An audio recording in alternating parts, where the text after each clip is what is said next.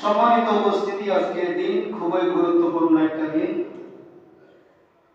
বছরের শেষ জুমা, আগামী সোমবারের দিকে মনে হয় 1 তারিখ নতুন একটা বর্ষ শুরু হবে। 2024 সাল শেষ, যে 2024 সাল আমরা কাটিয়ে ফেলেছি, এই 24 সালের মধ্যে আমরা নিজেদেরকে আল্লাহর বান্দা হিসেবে কতটুকু করতে পেরেছি জানি না। বাকি যে এই সামনে নতুন বছর আসছে, সেই বছরে যেন আমরা পুরো সময়টা আল্লাহ তাআলা রাসূল যে শরীয়ত দিয়ে গিয়েছেন, সেই শরীয়ত মোতাবেক চলে আল্লাহর খাস বান্দাদের লিস্টের মধ্যে যেন আমরা আমাদের নামখানা উঠাইতে পারি। আল্লাহ আমাদেরকে সেই তৌফিক দান করুন। সবাই বলুন আমিন। সম্মানিত উপস্থিতি, খুতবার শুরুতে যে আয়াতে কারিমা তিলাওয়াত করেছি, সূরা তাওবা 18 নম্বর আয়াত, 10 নম্বর পারা, 8 নম্বর পৃষ্ঠা। আল্লাহ বলেন, ইন্নামা ইয়া'মুরু মাসাজিদাল্লাহি মান আমানা বিল্লাহি ওয়াল ইয়াউমিল আখির।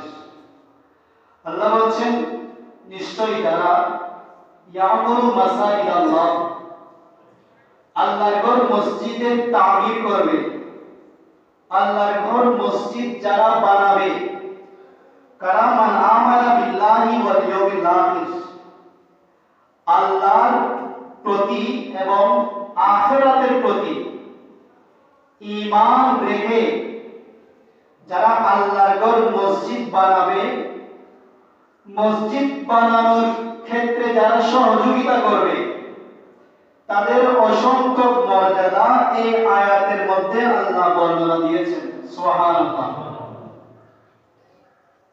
এখন আমার তৌফিক নাই একটা মসজিদ বানিয়ে দেওয়ার, এত সম্পদ আমার নাই, আমার তো জায়গা জমি এত বেশি নাই যে আমি নিজ থেকে একটা জায়গা দিয়ে মসজিদ বানিয়ে দেব, বা আমি এত ধনাঢ্য ব্যক্তি নই, একটা মসজিদ বানানোর জন্য যা খরচ সবগুলা নিজ থেকে দিয়ে মসজিদ বানিয়ে দেব, এরকম টাকা পয়সা আমার নাই। তারপরেও যারা মসজিদ বানানোর ক্ষেত্রে সহযোগিতা করবে, মসজিদের কাজের মধ্যে যারা কি করবে? সহযোগিতা করবে, তাদের অনেক ফজিলত, তাদের মর্যাদা কেমন? ইবনে মাজাহ শরীফের একটা হাদিস শোনেন। হযরত